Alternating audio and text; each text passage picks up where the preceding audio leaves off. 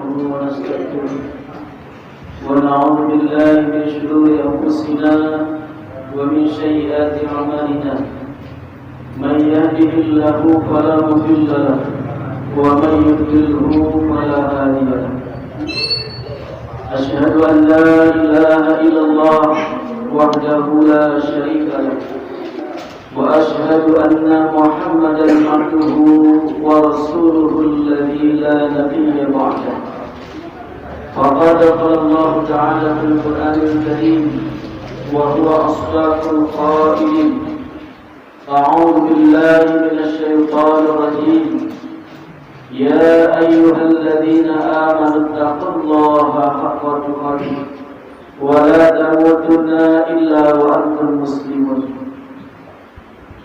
قال تعالى أيضا يا أيها الذين آمنوا ادخلوا في السلم كافة ولا تتبعوا خطوات الشيطان إنه لكم عدو مبين أما بعد فإن أصدق الحديث كتاب الله وخير الهدي هدي محمد صلى الله عليه وسلم وشر الأمور محدثاتها وكل محدثات بدعة وكل بدعة ضلالة وكل ضلالة في النار.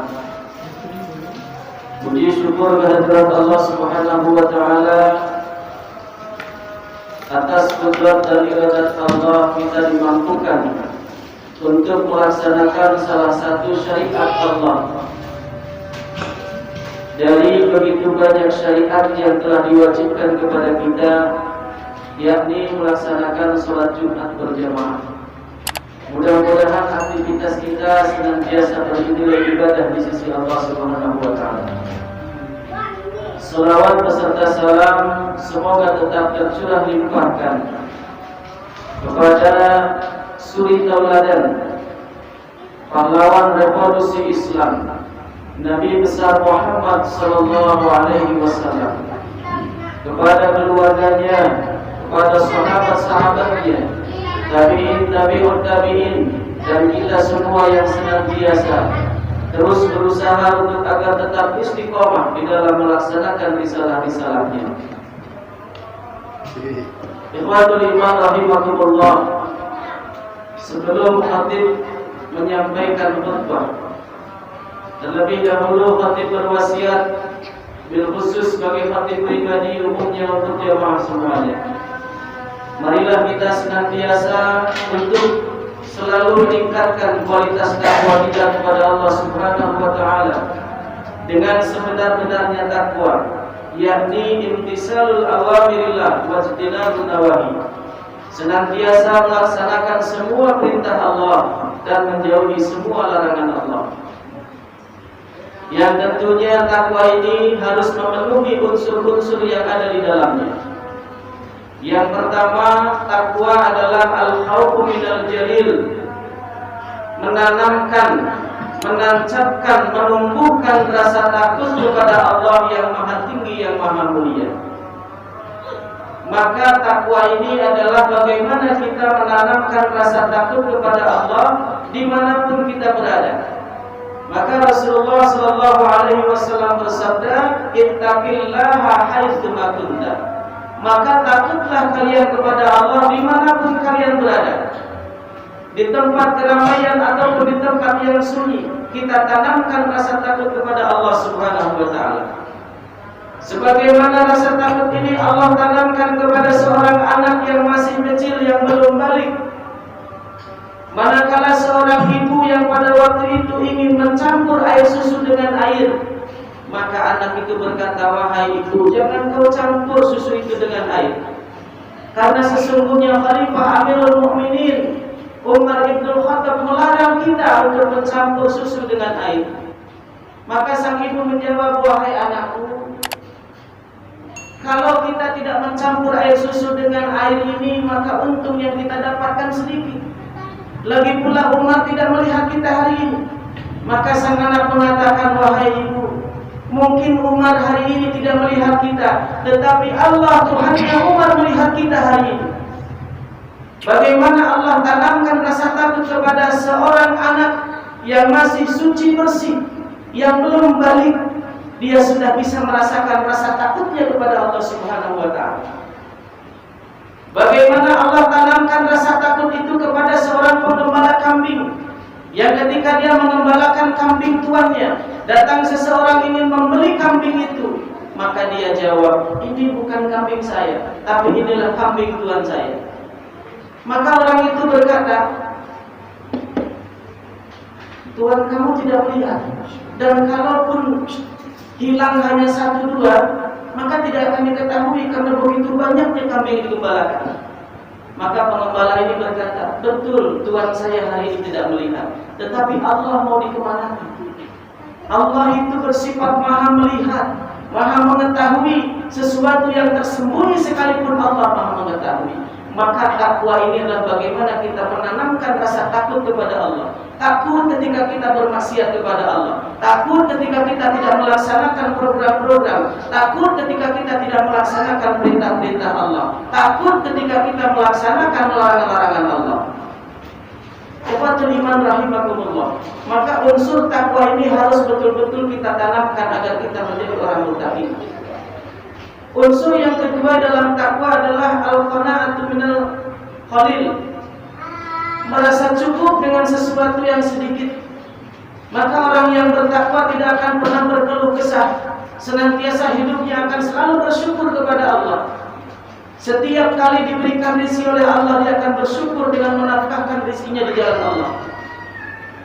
Karena dia akan senantiasa terus merasa cukup dengan pemberian Allah, tidak pernah merasa kekurangan. Unsur yang selanjutnya adalah bagi orang yang takwa itu harus senantiasa al-istidad, mempersiapkan diri. Liyaumir rahil, untuk hari nanti kita akan pindah kepada hari yang sebenarnya, kepada alam yang sebenarnya, kepada tempat yang sebenarnya kita akan ditempatkan nanti di yaumil qiyamah. Ikhwatul iman rahimakumullah. Mari kita bersama-sama tingkatkan takwa kita kepada Allah dengan sebenar-benarnya takwa. Wala tamutunna illa wa antum muslimun. Janganlah kalian sekali-kali mati, kata Allah, kecuali dalam keadaan berserah diri kepada Allah Subhanahu wa taala. Ikhwani fillah rahimakumullah. Di dalam kesempatan yang berbahagia ini, khatib ingin menyampaikan salah satu hadis di dalam sebuah kitab Riyadhus Shalihin. Di dalam bab pertama disebutkan di situ tentang permasalahan iman, Islam dan ihsan. Di dalam hadis yang panjang itu digambarkan bahwa pada suatu hari ketika Rasulullah bersama sahabat-sahabat sedang berduduk-duduk di dalam masjid, maka datanglah seorang laki-laki dengan berpenampilan bajunya putih yang sangat putih bersinar, dengan rambutnya yang hitam sangat hitam dan janggutnya yang putih sangat putih. Lalu laki-laki tersebut duduk di hadapan Rasulullah seraya menempelkan lututnya dengan lutut Rasulullah. Lalu laki-laki itu bertanya, "Ya Rasulullah, ma huwal iman? Apa itu iman?" Maka Rasul menjawab, "Al-imanu an tu'minuna billah." Iman itu adalah engkau beriman kepada Allah, wal malaikah, dan kepada para malaikatnya, wa kitabihi, dan kepada kitab-kitabnya, wa rasulihi, dan kepada rasul-rasulnya, wal yaumil akhir, dan kepada hari akhir, wa qada'i min syarrihi wa khairihi, dan kepada ketentuan-ketentuan Allah, baik yang itu baik ataupun yang buruk. Itulah makna iman, kata Rasulullah. Maka iman ini tidak boleh kita pisah-pisahkan. La nufarriqu baina aydih. Tidak boleh kita memisahkan antara satu rukun dengan rukun yang lain. Karena itulah perbuatan-perbuatan orang musyrik, perbuatan-perbuatan orang-orang kafir, yang dia beriman kepada Allah tapi tidak mau beriman kepada Rasulullah. Lalu laki-laki tersebut bertanya, "Ya Rasulullah, ma huwal Islam?" Apa itu Islam? Maka Rasul menjawab, "Buniyal Islamu ala khamsin." Dibangunnya Islam itu atas 5 perkara. Syahadatu an la ilaha illallah wa anna Muhammadar Rasulullah. Islam dibangun atas 5 perkara. Yang pertama yaitu engkau bersaksi bahwa tidak ada ilah kecuali Allah dan aku Muhammad adalah utusan Allah.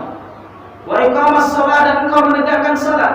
wa ita'iz zakah engkau menunaikan zakat, wa siyamu Ramadan engkau berpuasa di bulan Ramadan, wa hajjal baital haram man istata'a alaihi sabil, dan engkau menunaikan ibadah haji ke Baitullah bagi siapa yang mampu di perjalanannya. Maka laki-laki itu bertanya kembali, ya Rasulullah, ma huwal ihsan? Apa itu ihsan? Maka Rasul menjawab, anta ta'budallaha ka'annaka tarahu. Engkau beribadah kepada Allah seolah-olah engkau melihatnya. Fa in lam yastati, kalau kamu tidak bisa melihatnya, fa innahu yaraka, sesungguhnya Allah melihatmu. Itulah tingkatan yang paling tinggi daripada iman Islam. Ikhwatul iman rahimakumullah. Sampai pada akhirnya laki-laki tersebut bertanya, ya Rasulullah, kapankah terjadinya hari kiamat? Maka Rasul mengatakan yang bertanya lebih tahu daripada yang ditanya. Ikhwatul iman rahimakumullah, khatib ingin menggarisbawahi di dalam hadis inilah tentang Islam.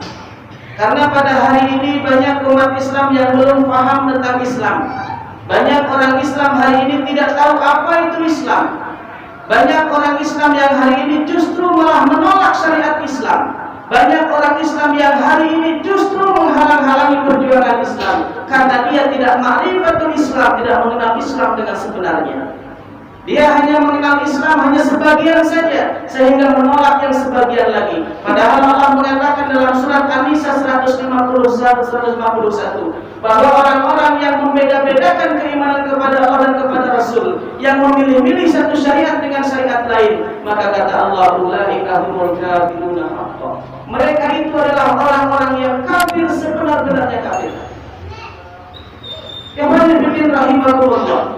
Maka kita, orang yang sudah terlanjur mengaku dirinya Muslim, orang yang sudah terlanjur mengaku dirinya Islam, maka wajib untuk memahami apa itu Islam. Maka Rasul mengatakan dalam hadis tadi bahwa Islam itu bunyian, dibangun. Bunyian Islam ala khamsin, dibangun Islam itu atas 5 perkara. Artinya sebuah bangunan itu tidak boleh ada yang hilang salah satunya. Maka semuanya harus ada, dari fondasi bangunan sampai atapnya harus ada. Tidak boleh kita menghilangkan salah satu unsur di dalam bangunan itu. Maka ketika satu unsur saja tidak ada dalam bangunan itu, maka batallah Islamnya. Maka yang terpenting dalam Islam itu kata Rasulullah, syahadatu an la ilaha illallah, engkau bersaksi bahwa tidak ada ilah kecuali Allah, wa anna Muhammad Rasulullah, dan aku Muhammad adalah utusan Allah. Maka inilah yang menjadi kunci penting bagi seorang muslim. Ketika syahadatnya selamat, ketika syahadatnya baik, ketika syahadatnya lulus, maka yang lain pun akan ikut baik.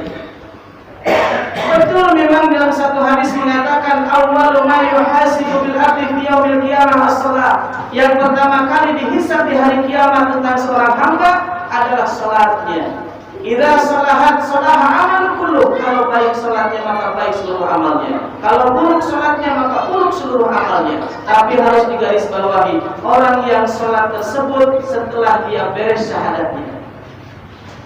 Karena kita harus pahami betul bahwa syahadat ini bukan hanya kita mengucapkan asyhadu an la ilaha illallah. Bahkan Allah menekankan di dalam surat Muhammad ayat 19 bahwa kata Allah, fa'lam annahu la ilaha illallah. Harus kita pahami betul apa syahadat itu.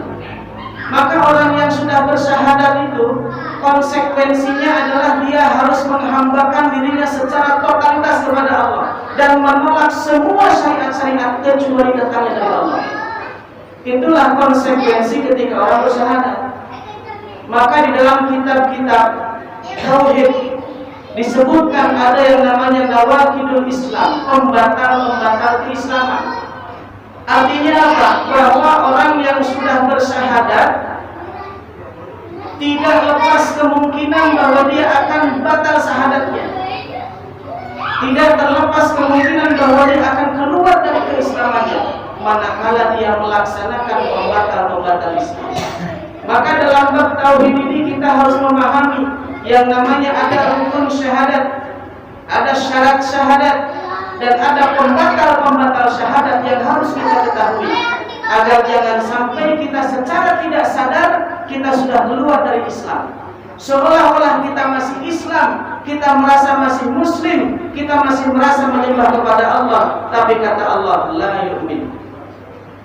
Maka diabadikan oleh Allah di dalam surat Al-Baqarah ayat 8. Wa minan nasi may yaqulu amanna billahi wal yawmil akhir wa ma hum bimu'minin, kata Allah.